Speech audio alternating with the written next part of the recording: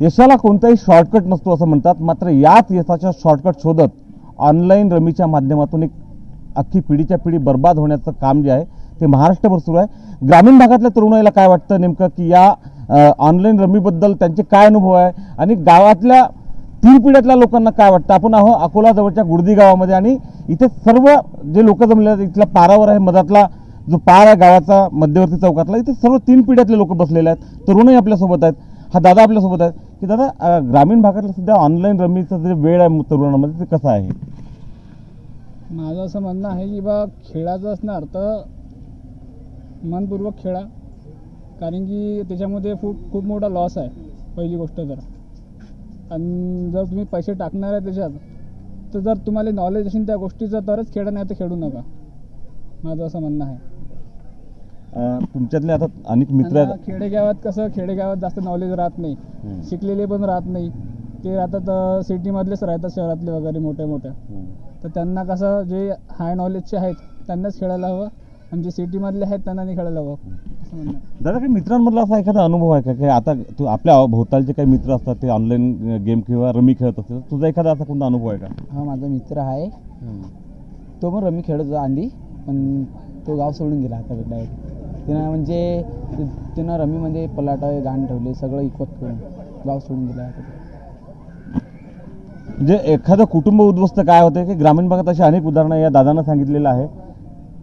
आणखी काही ऑनलाईन रमीबद्दल तू काही ऐकलेलं आहे का आणि काय अनुभव काय आहे आपल्या गावातला त्याच्याबद्दलचा? रमीसारखं रे खेळायला पाहिजेत नाही, कारण की पैशाच्या अंगावर कर्ज होते, मानसिकता वाढते, बस एवढं म्हणणं आहे। तुला काय वाटतं दादा? मी स्वतः दंगली रमी खेळतो सर, पण जितल्या वेळा खेळलो मी तिथल्या वेळा कधीच जिंकलो नाही। बरं, हो, त्याच्यानं म्हणजे ते खेळायला पाहिजे तर नाही। आतापर्यंत किती पैसे गेलेत मग याच्यात? सर तरी माझे 60-70 हजार रुपये तर गेला आराम। बापरे. हो, तो माझा स्वतःचा एक एक्सपिरियन्स आहे की खेळायला पुरत नाही, त्यात कधी बी पैसे टाकले कधीच पैसे निघत नाही। फार मोठी गोष्ट बोललाय की 60-70 हजार रुपये आतापर्यंत हा दादा त्यामध्ये हरलेला आहे। काय काम काय करतो तू? मी सर याटो झालो तो। हां, बरं, आता खेळतो की बंद नाही केलं? आता बंद केलेलं आहे सर, सर्व गेम। मधात जेव्हा पैसे हरत होता तेव्हा अनेक प्रॉब्लेम आले असतील ना? हो सर, खूप प्रॉब्लेम आले, पण इथे त्याच्या जोडून मी घेऊन ऑनलाईन पैसे, आणि नाही झाले माझ्याकडून मी शेतूतून टाकून खेळत जाऊ सर। हां, म्हणजे जंगली रमी किंवा ऑनलाईन गेम कोणत्या असतो त्याचं ॲडिक्शन किती मोठं असतं या दादानं सांगितलं। स्वतः ऑटो चालवायचा, पैसा पुरत नव्हता, इकडून तिकडून पैसे जमा करून तो खेळायचा। 60-70 हजार रुपयाचा चुना आत्तापर्यंत लागलाय। काका, शेतकऱ्यांची परिस्थिती खराब आहे, सरकारच या ऑनलाईन गेमला चालना देऊन त्यांना मान्यता देऊन एक पिढी अख्खी खराब करण्याचं काम करत आहे का? तुम्हाला काय वाटतं? बरोबर नाही, ते खेळू नाही, ते खराब आहे ते। सरकारनं काय करायला पाहिजे असं वाटतं तुम्हाला? हे बंदच पाहिजे, पूर्ण रमी गेमिंग आहे की नाही, बंदच पाहिजे। आता नवीन पोरं जे आहेत, तुम्ही आता जेव्हा ते मोबाईल पाहतात तर तेव्हा काय खेळतात, काय असं जाणवतं तुम्हाला? नाही, तसं काही वाटत नाही, आम्हाला वेळच नाही ते बघायसाठी। तुमचा काय अनुभव आहे? हे लहान मुलं तर सर्व ते रमी आणि गेमच खेळतात। सरकारनं साधारण हे गेम वगैरे सर बंद करायला पाहिजेत, त्याच्यामुळे शौक वाढू राहिले, लोक लहान मुलं व्यसनी दिन उरू राहिले, भानगडा उरायला घरात। देशाचा कृषीमंत्री जर रमी खेळते विधानसभेत तर बेकामी मतदान दौरान ना लोकांचं। इथे शेतकरी प्रश्न आहेत, पाणी आहे, बियाणं खताचे भाव वाढलेले आहेत, नापिके झाले, कर्जमाफीवर लक्ष नाही द्यायचं। विधानसभेत जर कृषीमंत्री रमी खेळतात याच्या असं दुर्भाग्याचं काम कोणतंच नाही महाराष्ट्रासाठी। हे रमी हा गेम मुख्यमंत्री साहेबांनी बंद करायला पाहिजे। देवेंद्र फडणवीस साहेबांना ही विनंती आहे आमची, पुढे गावाच्या वतीने, गुडदी गावाच्या वतीने, किंवा हे रमी गेम हे बाकी सर्व गमन करायला पाहिजे। जवान पिढी पुढे खलास होऊ राहिली ना, पुढे काय करा, भविष्य काय देशात आपल्या?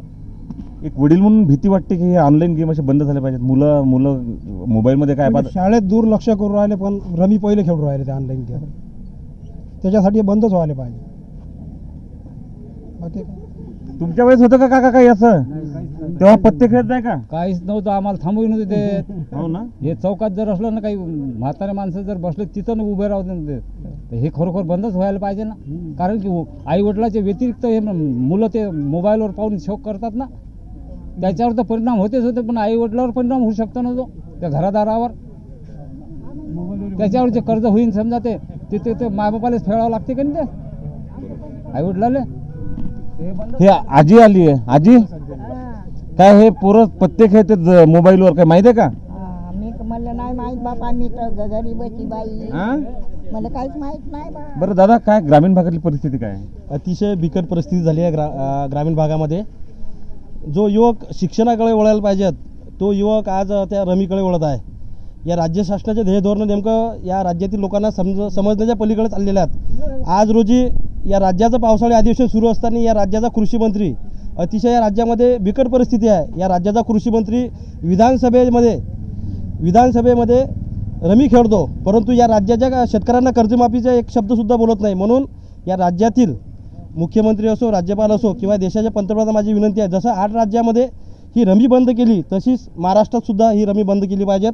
आणि या राज्याच्या कृषी मंत्र्यांची अतिशय निंदनीय बाब या राज्याच्या विधानभवनात केलं की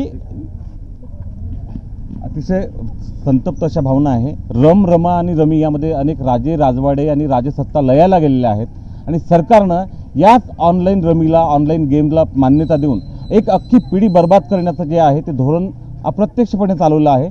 मायबाप सरकारला एकच विनंती आहे की नवा महाराष्ट्र आणि नवा देश घडवायचा असेल तर हे ऑनलाईन गेम्स जे आहे, जे अनेक कुटुंब उद्ध्वस्त करणार आहे, त्यावर सरकारनं लगेच बंदी घालावी. उमेश अलोने, ABP माझा, गुडदी, अकोला. ABP माझा, उघडा डोळे बघा नीट.